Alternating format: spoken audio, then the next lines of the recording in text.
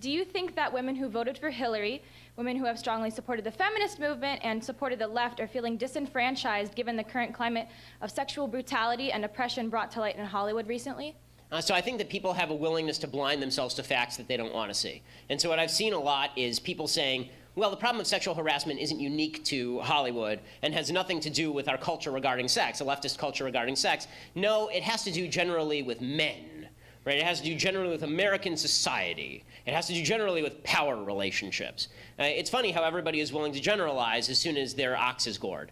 Right? As soon as the left sees, wait, our culture, our feminist culture that we said that we were going to promulgate and was going to protect women hasn't protected women, nearly at all, then all of a sudden it turns into, well, it's not us that sin, it's men that sin.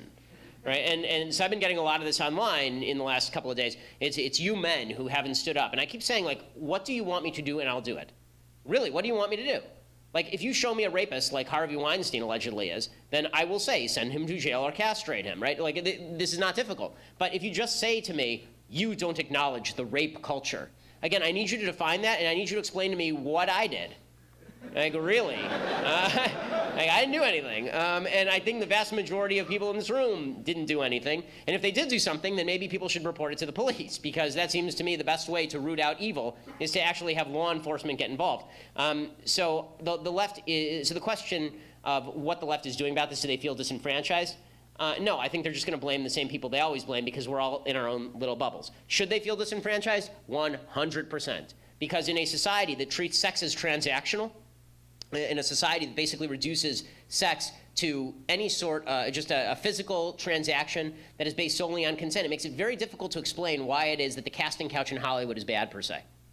Right? There's actually, like, feminist theory says that it's bad because of power imbalances, but the sort of libertarian culture of the left suggests that power imbalance doesn't have anything to do with it. If I feel like trading my body for a part in a movie, well, that's my business. And if you say differently, then you're slut-shaming me.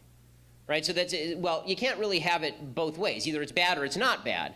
And if we are going to fight sexual harassment and sexual assault, it seems to me that we have to do a couple of things. One, we have to reinvest sex with value beyond just a physical transaction. It's not just two people who are getting each other's rocks off.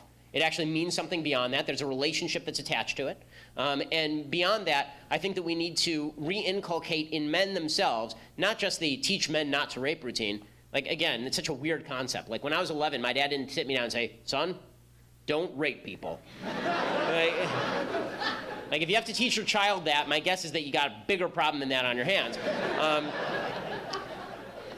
What my dad taught me was to be a gentleman and to treat women with respect. And that has to do with being a gentleman and recognizing differences in sex roles.